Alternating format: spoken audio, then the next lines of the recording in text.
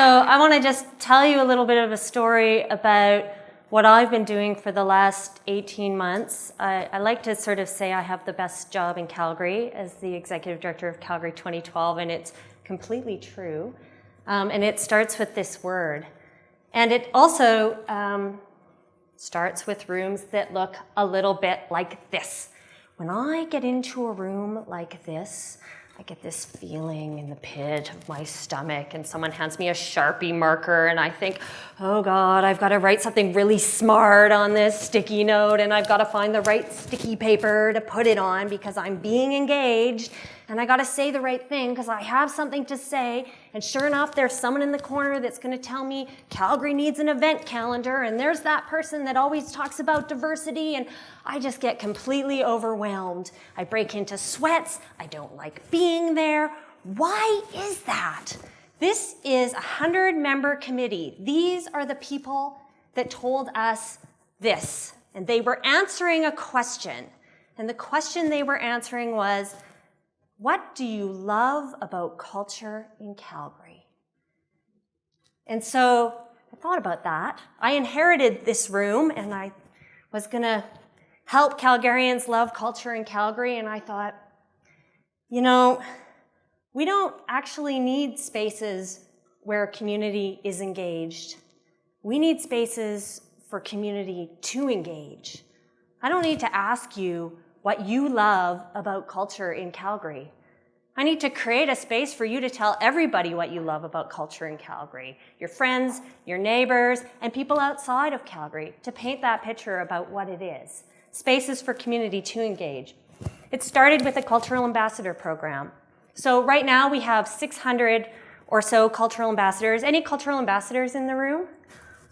Yes, throw down. So your job is simple, you know what it is. Find out what's going on, show up, brag about culture, and when next time someone says there's nothing to do in Calgary, throw down, you know. So I've been inspired by our cultural ambassadors.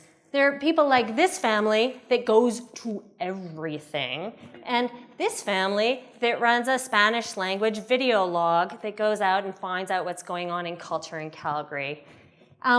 And you know, if you had asked me 18 months ago to name two people that I thought maybe were the antithesis of cultural ambassadors in Calgary, I probably would have said Mark Hopkins, and I might have said someone like Nancy Close. They're both here, they're both cultural ambassadors.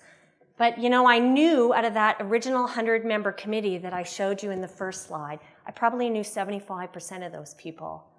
And out of the 600 cultural ambassadors that we have, I probably know 10% of them.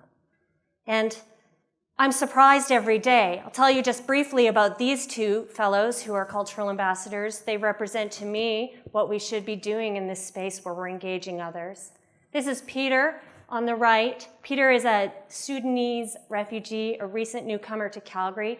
He actually lives in Brooks, and he signed up to be a cultural ambassador, and we had a concert last week, and Peter got 10 tickets to that concert, invited 10 new Sudanese immigrants to Calgary to come as his guest. He stood at the front of the Jack Singer Hall. He welcomed them all. He made sure they all were in and seated, and they all experienced a new cultural experience for the first time together. And this guy on the left, I mean, some of you probably know this guy, Lonnie. I think the picture sort of says it all. Lonnie is a tireless volunteer. He's a huge community supporter and champion. He's been a volunteer for the Calgary Stampede for a long, long time. Happens to work at Atmosphere Sports, but he blogs, he tweets, he's out in the community. And every single time he does something, he says, proud Calgary 2012 cultural ambassador. Never seen Lonnie at an arts event before, but I sure know who he is now. The thing that all these people have in common is they all chose or they were involved. And if you'd asked me 18 months ago to describe what I thought culture in Calgary was, I would have broken it down for you like this. There's this big circle, and that circle is how I understand our Western identity. It's our oil and gas, it's our economy, it's our politics. Inside that circle are the landmarks that we go to, the places we bring our visiting friends and relatives, the Calgary Tower, our parks, our neighborhoods, Heritage Park, the zoo, and then nestled in that is our beautiful arts community, starting with our flagship festivals and our large organizations. But today I'm not going to tell you that. I don't describe culture in Calgary like that anymore. I describe it like this. It's us in our backyards, thinking about how we're going to be involved, thinking about what we're proud about in our community. It's how we translate that to our neighborhoods. So this is Gig YYC, where we've been giving $1,200 grassroots grants. We'll fund 200 neighborhood activities. Many of them would happen anyway. All we're doing is saying, here's the map, guys. This is going on. And then from that, we create a scene. So you remember that slide of the room with all the Post-it notes on it, what we love about Calgary? I just pulled from Instagram, 5 days when I put this presentation together, the pictures that were tagged Scene YYC on Instagram. I couldn't curate this better myself if I was trying to tell you what I loved about Calgary. And you can see it. And the kind of hilarious thing is that the lady in the top row just got engaged, so she's got an engagement ring on her finger. She's pointing to some engagement article in a magazine, and she's tagged it Scene YYC, because this is what's going on in her scene right now. And these pictures really represent every corner of our community. There's me and Mark Hopkins. That makes me feel pretty famous, Mark.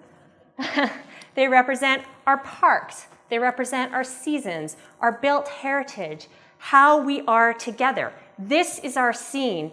This is what we need to be saying. So when I say, what do you love about Calgary? It's this. And we need to be telling each other this, and we need to be telling anyone that will listen about what our Calgary is to ourselves in this space we create to engage. And one of the things that I'm most jazzed about right now is on September 29th, we did a lip dub, and we put a call out to the community.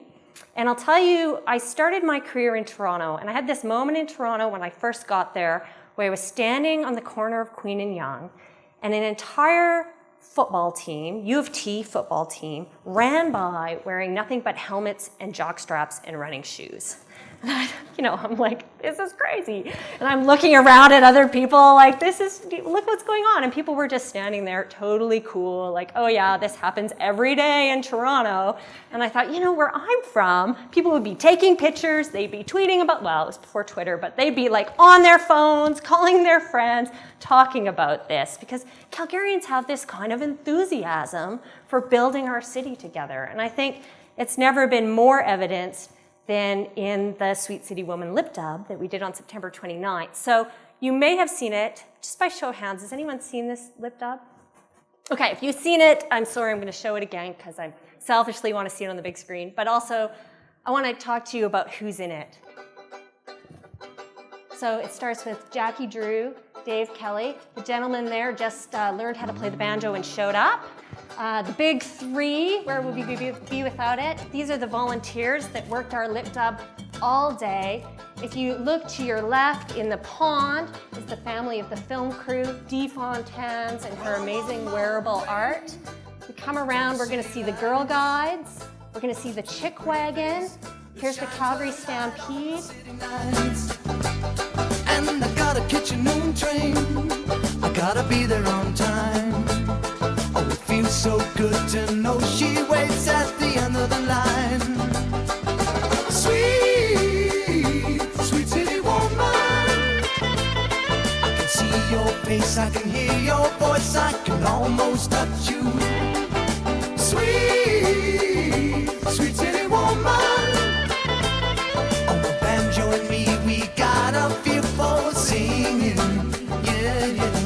Bon, c'est bon, bon, bon, c'est bon, bon, bon, c'est bon, bon, bon, bon, bon, bon, c'est bon, bon, bon, c'est bon, bon, bon, c'est bon, bon, bon, bon, bon. So long, more, so long, more, so long. Calgary Stampeders Football Club.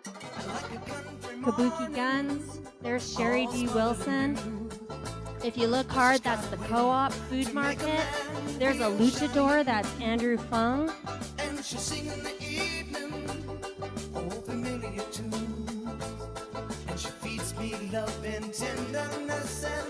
Coming at you is Eyes High, University of Calgary. This is the beaker head.